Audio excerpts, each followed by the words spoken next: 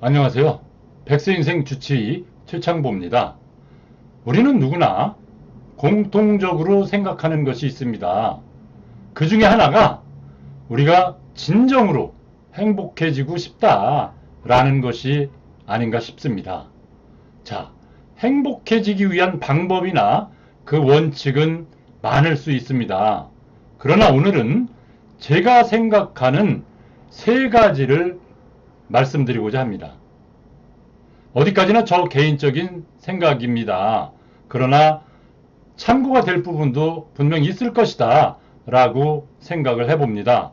끝까지 봐주시면 고맙겠습니다. 자, 첫 번째 원칙입니다. 우리가 항상 사용하고 있는 이 말을 소중히 하라는 것입니다. 이 이야기를 들은 분은 많이 있을 것입니다.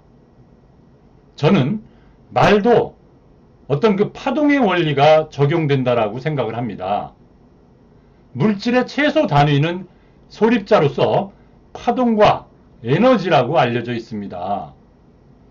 형태가 없는 것은 믿지 않는 분들도 많이 있습니다. 그러나 우리 휴대폰, 휴대전화가 어떻게 다른 사람들과 연결이 되는지 혹시 궁금하게 생각해 본 적은 없으신지요?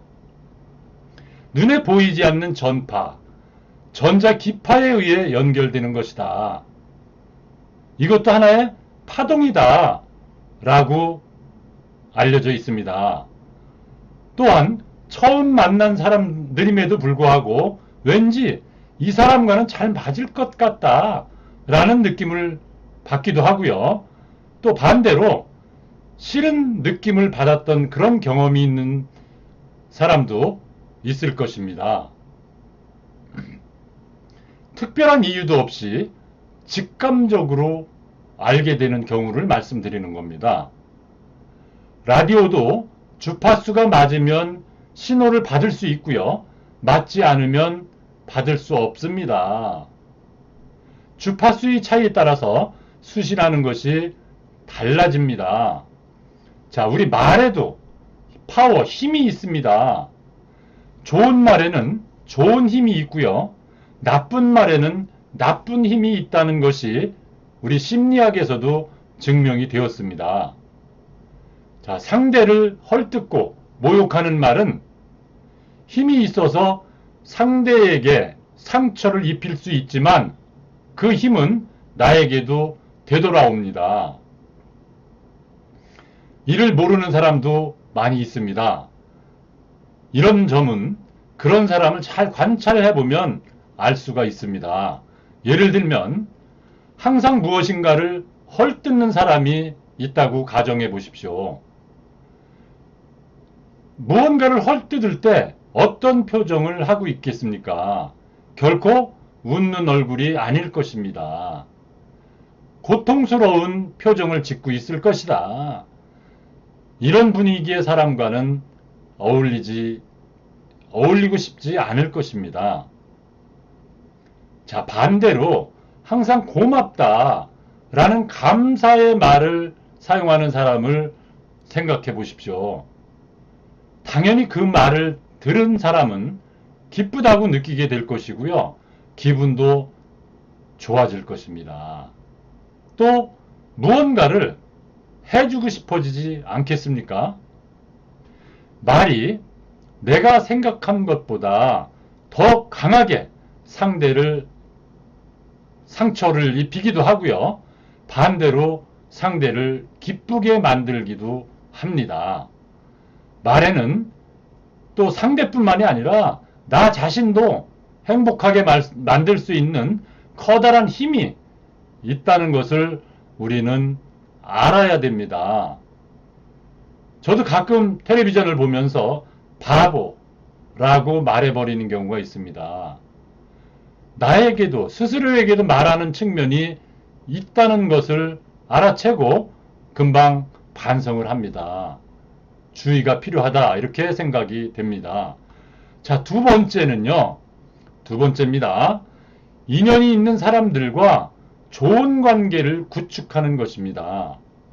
우리 인간은 다른 사람과의 관계가 없이 혼자서는 살아갈 수 없습니다. 알프레드 아들러라고 하는 심리학자도 인간 고민의 90% 이상이 인간 관계의 고민이라고 이야기하고 있습니다.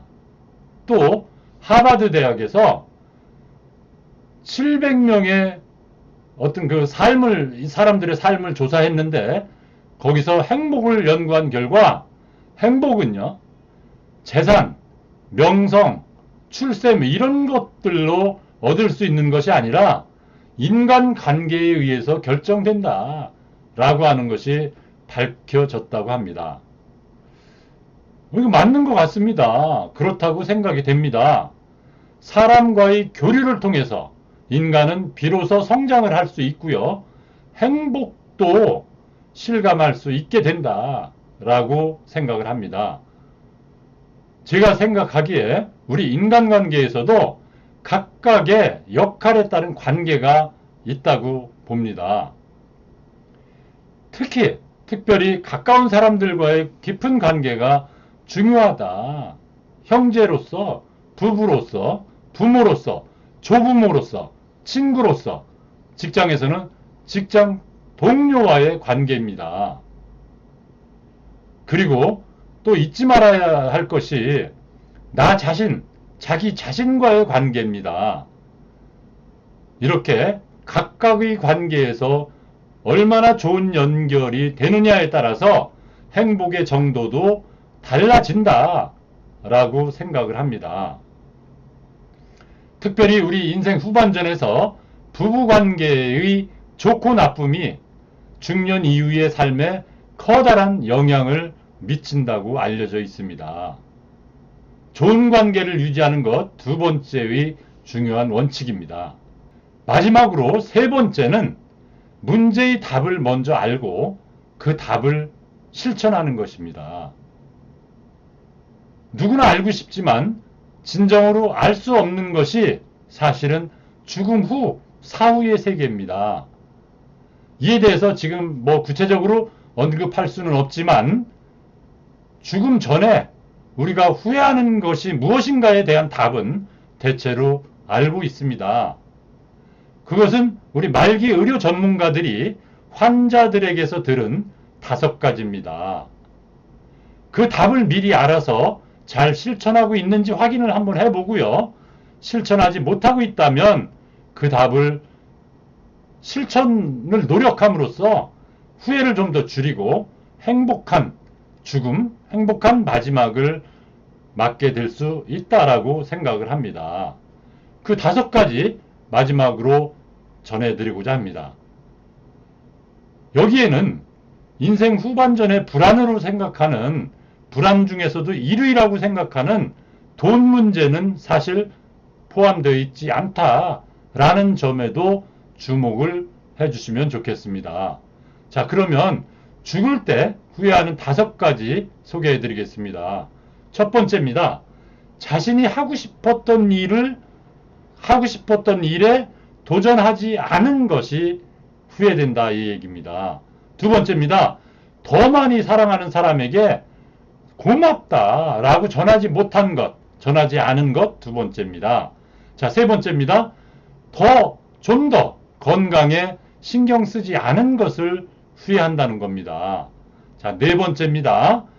주위 사람이나 사회에 좀 더 공헌하고 감사하게 활동하지 못한 것. 자, 마지막 5번째입니다.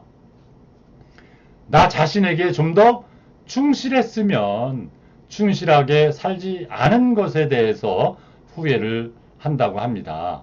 이상 5가지입니다. 여러분, 어떻게 생각하셨어요? 끝까지 시청해 주셔서 감사합니다. 우리 이 3가지 원칙을 통해서 행복한 삶을 확실히 만들 수 있습니다. 확신합니다. 확신합니다.